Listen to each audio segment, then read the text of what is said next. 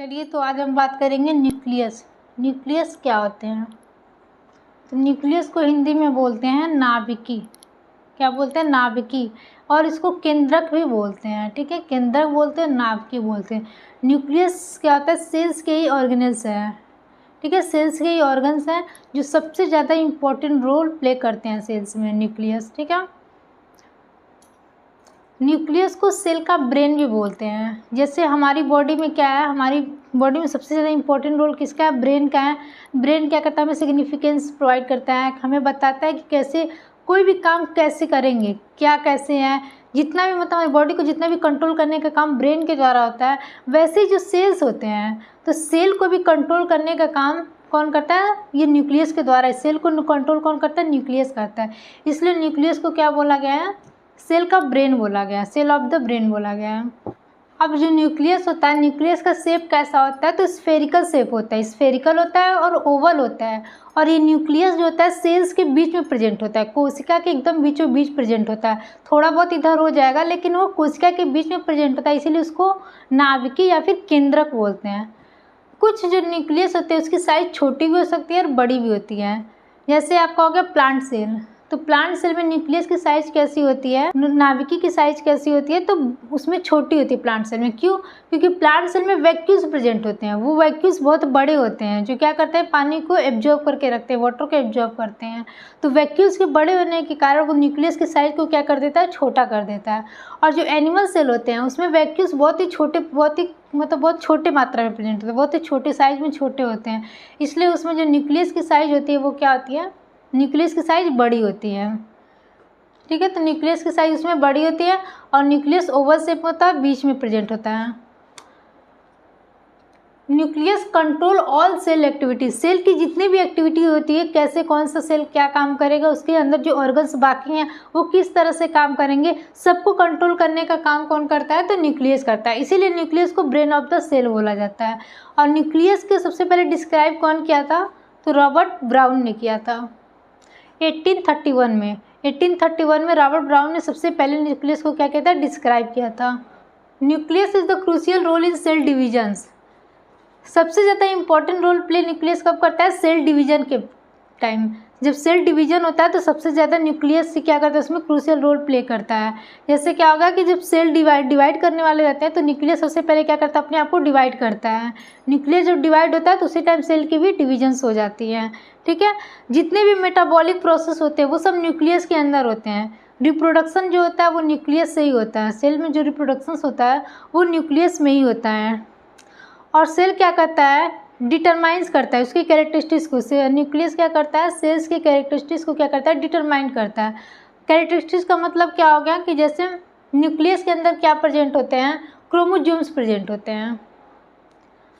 अब उस क्रोमोजोम्स में क्या होते हैं? जीन्स प्रेजेंट होते हैं। तो न्यूक्लियस के अंदर जो जीन्स मटेरियल्स होते हैं वो क्या करते हैं? वो डिफाइन करते हैं कि न्यूक्लियस की या फिर सेल्स की कैरेक्टरिस्टिक्स कैसी होगी, न्यूक्लियस की उसकी मतलब वो कैसा होगा, उसका कैरेक्टरिस्टिक्स कैसा होगा। तो वो क्या करता है? न्यूक्लियस के थ्रू ही डिफाइन किया जाता है। अब न्यूक्लियस का स्ट्रक्चर हम लोग देखेंगे। तो न्यूक्लियस का स्ट्रक्चर कैसा होता है? वो डबल लेयर्ड में होता है। उसमें 2 लेयर पाए जाते हैं जिसको क्या बोलते हैं? न्यूक्लियर मेम्ब्रेन्स बोलते हैं। हिंदी में बोलेंगे नाभिकीय झिल्ली। डबल लेयर्ड होता है इसलिए उसको क्या बोलते हैं? नाभिकीय झिल्ली। अब जो न्यूक्लियर इन्वेलप होता है, न्यूक्लियर मेम्ब्रेन्स होता है, उसमें स्मॉल पोर्स होते हैं, छोटे छोटे पोर्स होते हैं। वो पोर्स किस लिए होते हैं कि जब कोई भी मटेरियल्स होता है, जो मॉलिक्यूल्स होता है, वो न्यूक्लियस के अंदर और न्यूक्लियस से बाहर जाने में वो न्यूक्लियर पोर ही मदद करता है। न्यूक्लियर पोर की मदद से ही मॉलिक्यूल्स क्या करते हैं? अंदर और बाहर जाते हैं। इसलिए उसको क्या बोलते हैं? Nuclear pore. हिंदी में क्या बोलेंगे? परमाणु छिद्र। अब न्यूक्लियस के अंदर क्या होते हैं? एक फ्लूइड लाइक स्ट्रक्चर होता है, कुछ फ्लूइड होता है। ठीक है, जेली लाइक स्ट्रक्चर होता है, उसको क्या बोलते हैं? न्यूक्लियोप्लाज्म बोलते हैं। ठीक है, अब न्यूक्लियस के बीचों बीच, न्यूक्लियस के सबसे बीचों बीच क्या प्रेजेंट होते हैं? न्यूक्लियोलस प्रेजेंट होते हैं। सबसे ज़्यादा बीचों बीच इसके क्या प्रेजेंट होते हैं? न्यूक्लियोलस। ठीक है, यहाँ तक समझ में आया? तो न्यूक्लियस के अंदर जो क्रोमेटिन्स होते हैं जिसका स्ट्रक्चर कैसा होता है? थ्रेड लाइक स्ट्रक्चर होता है। तो न्यूक्लियस के अंदर क्या होता है, क्रोमेटिन होता है जो थ्रेड लाइक स्ट्रक्चर बनाता है। तो क्रोमेटिन क्या बनाता है, क्रोमोजोम्स बनाते हैं, ठीक है। और उस क्रोमोजोम्स में जीन्स प्रेजेंट होते हैं, जो क्या करते हैं, जीन्स क्या करते हैं, जेनेटिक मटेरियल्स होते हैं जो हमारे बॉडी के अंदर क्या करते हैं, किस तरह से बॉडी का कलर किस टाइप का होना चाहिए, जो हमारे पेरेंट्स से ऑफस्प्रिंग को मैच कराते हैं, वो न्यूक्लियस के अंदर प्रेजेंट होता है। अब देखेंगे जो न्यूक्लियर मेम्ब्रेन होता है, इसके स्ट्रक्चर के अकॉर्डिंग देखेंगे, सबसे ऊपरी जो है डबल लेयर्ड है न्यूक्लियस, उसको क्या बोलेंगे, न्यूक्लियर मेम्ब्रेन, जिसको बोलते हैं नाभिकीय झिल्ली। ये डबल लेयर्ड होते हैं। और जो ये फर्स्ट लेयर है और सेकेंड लेयर है, ये जो दोनों लेयर है, दोनों लेयर के बीच में जो गैप है, ठीक है, दोनों लेयर के जो बीच में गैप है उसको क्या बोलते हैं, पेरी न्यूक्लियर स्पेस बोलते हैं। क्या बोलते हैं, perinuclear space. First layer उसको आउटर लेयर और नीचे वाले को क्या बोलेंगे, इनर लेयर। तो जो आउटर लेयर मेम्ब्रेन है और नीचे इनर मेम्ब्रेन है, उन दोनों के बीच जो गैप है उसको बोलते हैं पेरी न्यूक्लियर स्पेस। ये किसका बना होता है, तो प्रोटीन्स का और लिपिड का। ये जो पेरी न्यूक्लियर स्पेस होता है वो प्रोटीन्स और लिपिड, ये दोनों प्रोटीन्स और लिपिड्स का बना होता है। अब नेक्स्ट देखेंगे न्यूक्लियर पोर्स। न्यूक्लियर पोर क्या होते हैं, इस न्यूक्लियस से जो एंडोप्लाज्मिक रेटिकुलम्स होता है, जो नेटवर्क लाइक स्ट्रक्चर होता है, ये न्यूक्लियस से ही निकला होता है, ठीक है, न्यूक्लियस से ही नेटवर्क लाइक स्ट्रक्चर निकला होता है। और ये जो न्यूक्लियर पोर होता है, जिसको परमाणु छिद्र कहते हैं, वो क्या करता है, ट्रांसफ़र ऑफ द मटेरियल्स, जो मटेरियल्स होते हैं, जो मॉलिक्यूल्स होते हैं, उसको ट्रांसफ़र करते हैं कहाँ, अंदर से बाहर की तरफ और बाहर से अंदर की तरफ ट्रांसफ़र करने का काम करते हैं। न्यूक्लियर पोर के थ्रू ही वो बाहर से अंदर और अंदर से बाहर की तरफ जाते हैं। हम नेक्स्ट देखेंगे न्यूक्लियोप्लाज्म, ठीक है। न्यूक्लियोप्लाज्म का कैसा होता है, fluid enclosed bye nuclear membrane. Nuclear membrane के द्वारा कुछ फ्लूइड होता है जो फ्लूइड से इनक्लोज होता है, चारों तरफ से घिरा होता है फ्लूइड से, उसी को क्या बोलते हैं, न्यूक्लियोप्लाज्म बोलते हैं। और क्या बोलेंगे, न्यूक्लियर मैट्रिक्स, जो फ्लूइड से चारों तरफ से घिरे होते हैं उसको न्यूक्लियर मैट्रिक्स बोलते हैं, या फिर कैरियो लिम्फ बोलेंगे। कैरियो मीन्स क्या होता है, कैरियो मीन्स होगा न्यूक्लियस और लिम्फ मीन्स होता है फ्लूइड। फ्लूइड लाइक जो न्यूक्लियस होता है उसको क्या बोलते हैं, कैरियो लिम्फ। इसमें क्या होता है, ये जो न्यूक्लियोप्लाज्म होते हैं इसी में क्या होता है, डीएनए और आरएनए की सिंथेसिस होती है। न्यूक्लियोप्लाज्म के अंदर डीएनए और आरएनए की सिंथेसिस होती है। डीएनए का फुल फॉर्म क्या होता है, डीऑक्सी राइबो न्यूक्लिक एसिड, ठीक है। और आरएनए का फुल फॉर्म क्या होता है, ribo nucleic acids. Deoxy ribo nucleic acid और राइबो न्यूक्लिक एसिड, ये दोनों का क्या होता है, सिंथेसिस होता है न्यूक्लियोप्लाज्म के अंदर। अब नेक्स्ट फोर्थ हम क्या देखेंगे, न्यूक्लियोलस। ये क्या होता है, न्यूक्लियस के बीच में प्रेजेंट होते हैं, सबसे बीच में प्रेजेंट होते हैं, उसको क्या बोलते हैं, न्यूक्लियोलस बोलते हैं। न्यूक्लियोलस में composed of RNA and proteins and ribosomes formation. Nucleolus के अंदर ही क्या होता है, आरएनए और प्रोटीन्स का क्या होता है, उसके अंदर ही आरएनए और प्रोटीन्स बनते हैं। और इसी से क्या होता है, जो राइबोसोम्स होते हैं, राइबोसोम्स का फॉर्मेशन न्यूक्लियोलस के अंदर होता है, ठीक है। जो राइबोसोम्स एंडोप्लाज्मिक रेटिकुलम्स पे लगे होते हैं उसका फॉर्मेशन न्यूक्लियोलस के अंदर से ही होता है। और इसमें आरएनए का और प्रोटीन का भी मतलब सिंथेसिस होता है, ठीक है। तो आपको यहाँ तक समझ में आ गया, न्यूक्लियोलस तक, यहाँ तक कोई प्रॉब्लम्स। फर्स्ट लेयर क्या होता है, डबल लेयर्स होता है न्यूक्लियर, जिसको न्यूक्लियर मेम्ब्रेन्स बोलते हैं। सेकेंड क्या होता है, उसके अंदर क्या होता है, छोटे छोटे स्मॉल पोर होते हैं जिसमें मटेरियल्स का आउट और इन होता है, बाहर आते हैं मटेरियल्स और अंदर जाते हैं न्यूक्लियस से, उसको क्या बोलते हैं, न्यूक्लियर पोर बोलते हैं। फिर न्यूक्लियस के अंदर, न्यूक्लियस चारों तरफ से फ्लूइड से क्या होता है, घिरा होता है, जेली लाइक स्ट्रक्चर होता है, जिसको क्या बोलते हैं, न्यूक्लियोप्लाज्म बोलते हैं। अब न्यूक्लियस के बीचों बीच क्या होता है, न्यूक्लियोलस होता है। तो यहाँ तक हम समझ लिए। अब देखेंगे जो न्यूक्लियोप्लाज्म होता है उसमें क्रोमेटिन्स प्रेजेंट होते हैं। न्यूक्लियोप्लाज्म में क्रोमेटिन्स होते हैं जो थ्रेड लाइक स्ट्रक्चर होता है, जिनका स्ट्रक्चर कैसा होता है, थ्रेड लाइक, धागे नुमा स्ट्रक्चर्स होता है क्रोमेटिन्स का। उसी के अंदर क्या होता है, क्रोमोजोम्स प्रेजेंट होते हैं, ठीक है। यहाँ क्रोमेटिन देखेंगे, thin thread like structure embedded in nucleoplasm. Nucleoplasm में क्या होता है, थ्रेड लाइक स्ट्रक्चर्स होता है और वो क्या करता है, content DNA, RNA, histone and non histone protein. Chromatin क्या करता है, किसको कंटेन करता है, डीएनए को, डीऑक्सी राइबोन्यूक्लिक एसिड को, आरएनए राइबोन्यूक्लिक एसिड, और हिस्टोन्स को और हिस्टोन प्रोटीन्स को। नॉन हिस्टोन प्रोटीन, जो हिस्टोन होता है हिस्टोन प्रोटीन, और जो नॉन हिस्टोन प्रोटीन होता है उसको, इन सभी को क्या करता है, कंटेन करता है, क्रोमेटिन के अंदर ही होते हैं। ये जो हिस्टोन्स होता है, हिस्टोन का क्या काम करता है, जो डीएनए होता है उसको क्या करता है, स्ट्रक्चरली इसका स्ट्रक्चर कैसा हो उसको ऑर्गेनाइज करने में, उसको ऑर्गेनाइज करता है कि डीएनए का स्ट्रक्चर किस टाइप का हो, कैसे हो, ये हिस्टोन्स के द्वारा ही होता है। ठीक है। और देखेंगे existing chromatins existing during resting stage of cells. ये कब मतलब एग्जिस्ट करता है, जब सेल्स का रेस्टिंग स्टेज हो। रेस्टिंग स्टेज का मतलब क्या होता है, जब सेल्स डिवाइड करते हैं। रेस्टिंग स्टेज का मतलब क्या होता है, रेस्टिंग स्टेज ऑफ सेल, जब सेल डिवाइड करते हैं तो बहुत सारे जितने भी क्रोमेटिन्स होते हैं वो क्या करते हैं, कंडेंस करके ये क्या करते हैं, एक रॉड शेप स्ट्रक्चर बनाते हैं। ठीक है। जिस सब क्या कहते हैं, कंडेंस करके क्रोमोजोम्स बना लेते हैं। सारे क्रोमेटिन्स क्या होते हैं, कंडेंस करके और क्रोमोजोम्स बना लेते हैं। उसी को क्या बोलते हैं, रेस्टिंग स्टेज ऑफ सेल। ठीक है। जब सेल डिवाइड करता है, ठीक है, सेल का डिवीजन का टाइम आता है तो जितने भी क्रोमेटिन्स होते हैं, थ्रेड लाइक स्ट्रक्चर्स होते हैं, वो सब क्या करते हैं, अपने आप को कंडेंस करके और एक क्रोमोजोम्स बना लेते हैं। उसी को क्या बोलते हैं, resting stage of the cells. तो क्रोमेटिन्स क्या हो गया वो आपको समझ में आ गया। अब देखेंगे जो क्रोमोजोम्स क्या होते हैं, जिसको हिंदी में बोलते हैं गुणसूत्र।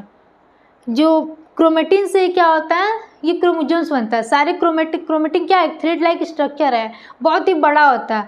और वही क्रोमेटिन जो थ्रेड है वो क्या करता है, अपने आप को चारों तरफ से कंटेन कर लेता है, चारों तरफ से घिर जाता है, डबल लेयर्ड हो जाता है और सारे लेयर आपस में मिल करके क्या करते हैं, बहुत ही छोटा एक रॉड शेप बना लेते हैं, बहुत ही रॉड शेप बना लेते हैं। उसी को क्या बोलते हैं, क्रोमोजोम्स बनाते हैं, जिसको गुणसूत्र बोलेंगे। तो जो क्रोमोजोम्स होता है वो रॉड शेप स्ट्रक्चर होता है, composed of DNA and nuclear proteins. इसके अंदर क्या होता है, डीएनए प्रेजेंट होता है।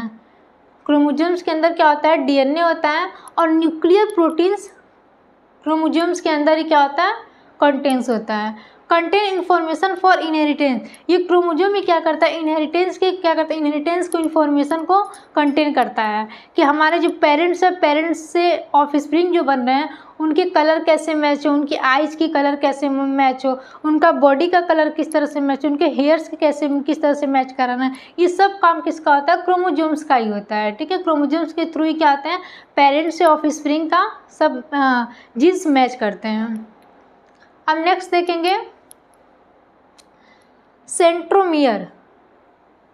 क्रोमोजोम्स का स्ट्रक्चर कैसा होता है, तो बता दें रॉड शेप में होता है। जो क्रोमोजोम्स होता है, क्रोमोजोम्स रॉड शेप में होता है, ऐसे डबल होता है, यहाँ पे इमेज में दिया गया है कैसा डबल होता है। और ये क्या होता है, सेंट्रोमियर के द्वारा क्या होता है, दोनों सिस्टर सेल्स क्या होता है, आपस में अटैच्ड हैं। सेंट्रोमियर बीच में, उसी के थ्रू क्या करते हैं, दोनों सेल्स अटैच्ड हैं।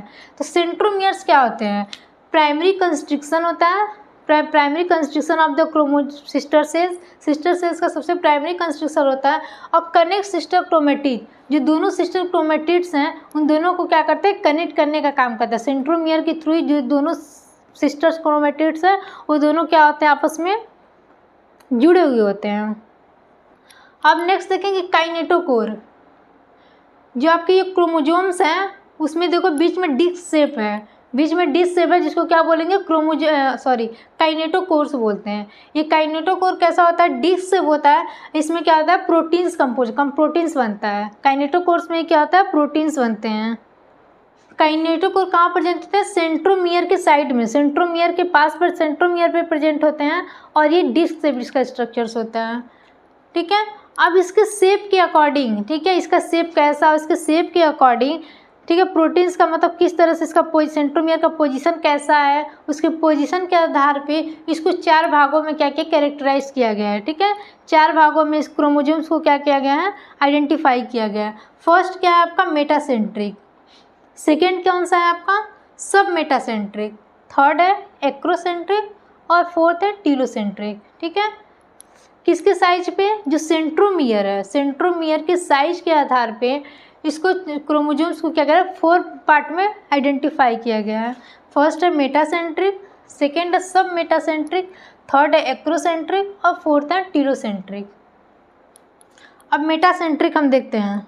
जो मेटासेंट्रिक होता है इसमें जो सेंट्रोमियर होता है, सेंट्रोमियर कहाँ प्रेजेंट होता है, बीचों बीच प्रेजेंट होता है, बीच में प्रेजेंट होता है। और ये जो दोनों सिस्टर्स होते हैं ये ऐसे इक्वल लेंथ में, दोनों ऐसे इक्वल लेंथ में,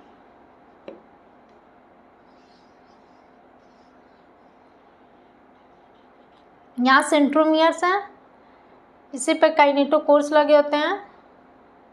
डिस्क शेप में। ये सेंट्रोमियर है, सेंट्रोमियर बिल्कुल बीच में प्रेजेंट होते हैं और दोनों ये जो सिस्टर्स क्रोमेटिड्स हैं ये दोनों इक्वल लेंथ में होंगे, ठीक है, दोनों साइड इक्वल लेंथ होगा, ये मेटासेंट्रिक में। लेकिन जब सब मेटासेंट्रिक आएगा तो इसमें जो सेंट्रोमियर्स होंगे वो क्या होंगे, थोड़े से ऊपर होंगे, बीच से थोड़ा सा ऊपर होगा, ठीक है, ऐसे बीच से थोड़ा ऊपर होगा। और इसके जो क्रोमेटिड्स हैं, सिस्टर क्रोमेटिड्स हैं, उसमें एक थोड़ा सा छोटा होगा, एक थोड़ा सा बड़ा होगा, दोनों की साइज क्या होती है, अनइक्वल हो जाती है, ठीक है। सेंट्रोमियर यहाँ पे प्रेजेंट होता है, इसकी साइज देखो ये थोड़ा बीच में ऊपर, थोड़ा सा ऊपर हो गया, इसकी साइज़ थोड़ी सी छोटी होगी और इसकी साइज़ थोड़ी सी बड़ी होगी, ये सब मेटासेंट्रिक में होता है। थर्ड आपका हो गया एक्रोसेंट्रिक। एक्रोसेंट्रिक का मतलब क्या होता है कि जो सेंट्रोमियर है बिल्कुल भी हाईली क्या होता है, एकदम मतलब ऊपरी सरफेस पे आ जाता है, थोड़ा सा बस इसमें क्या होता है, सिस्टर क्रोमेटिड्स जो होते हैं वो थोड़े से ही क्या होते हैं, छोटे निकले रहते हैं ऐसे बाहर की तरफ, ठीक है। यहाँ पे सेंट्रोमियर्स प्रेजेंट होते हैं और जो दोनों आर्म्स होते हैं, एक आर्म्स क्या होता है स्मॉल में होता है और सेकेंड वाला क्या होता है बहुत ही ज़्यादा बिग होता है, इसमें बड़ा होता है, तो ये एक्रोसेंट्रिक हो गया। यहाँ पे सेंट्रोमियर्स प्रेजेंट है। टीलोसेंट्रिक में क्या होता है, जो सेंट्रोमियर होता है एकदम टिप पे चला जाता है, बिल्कुल भी ऊपर चला जाता है, ऐसे टिप पे हो जाता है सेंट्रोमियर, और जो क्रोमेटिड्स हैं वो ऐसे प्रेजेंट होते हैं, ठीक है। यहाँ तक आपको समझ में आ गया, कोई दिक्कत? सेंट्रोमियर के साइज के आधार पे, ठीक है, सेंट्रोमियर के पोजीशन के आधार पे जो क्रोमोजोम्स हैं उसको क्या 4 पार्ट में आइडेंटिफाई किया गया है। फर्स्ट क्या होगा, मेटासेंट्रिक, सेकेंड होगा सब मेटासेंट्रिक, थर्ड होगा आपका एक्रोसेंट्रिक और फोर्थ होगा टीलोसेंट्रिक। मेटासेंट्रिक में क्या होगा, जो सेंट्रोमियर होंगे वो बिल्कुल बीच में प्रेजेंट होंगे और दोनों पार्ट जो दोनों आर्म्स होंगे वो इक्वल पार्ट में होंगे, ठीक है, ये मेटासेंट्रिक में होगा। सेकेंड आएगा सब मेटासेंट्रिक। सब मेटासेंट्रिक में क्या होंगे, जो सेंट्रोमियर्स होंगे वो थोड़े से ऊपर प्रेजेंट होंगे और जो दोनों आर्म्स होंगे दोनों अनइक्वल पार्ट में होंगे। एक वाला क्या होगा, थोड़ा सा छोटा होगा, सेकेंड वाला थोड़ा सा बड़ा होगा, सेकेंड आर्म्स वो थोड़ा सा बड़ा होगा, ये सब मेटासेंट्रिक में होता है। और थर्ड आ गया आपका एक्रोसेंट्रिक। एक्रोसेंट्रिक में क्या होता है, जो सेंट्रोमियर्स होते हैं वो हाईली क्या होते हैं, डेविएटेड होते हैं, थोड़ा ऊपर की तरफ, बहुत ही ज़्यादा ऊपर की तरफ होते हैं। इससे क्या होता है, जो एक आर्म्स होता है, फर्स्ट आर्म्स होता है वो बहुत ही ज़्यादा स्मॉल हो जाता है और जो सेकेंड आर्म्स होता है वो बहुत ही ज़्यादा लॉन्ग हो जाता है, लंबी हो जाती हैं। उसके बाद फोर्थ नंबर पे आता है टीलोसेंट्रिक। टीलोसेंट्रिक में क्या होता है, जो सेंट्रोमियर्स होते हैं बिल्कुल भी टिप पे पहुंच जाते हैं, एकदम टिप पे होते हैं और आर्म्स क्या होते हैं वो नीचे की तरफ सिंगल फॉर्म में एक ही आर्म्स प्रेजेंट होते हैं, ठीक है। यहाँ तक आपको समझ में आ गया? कोई डाउट हो तो फिर कमेंट बॉक्स में कमेंट कीजिएगा। Thank you.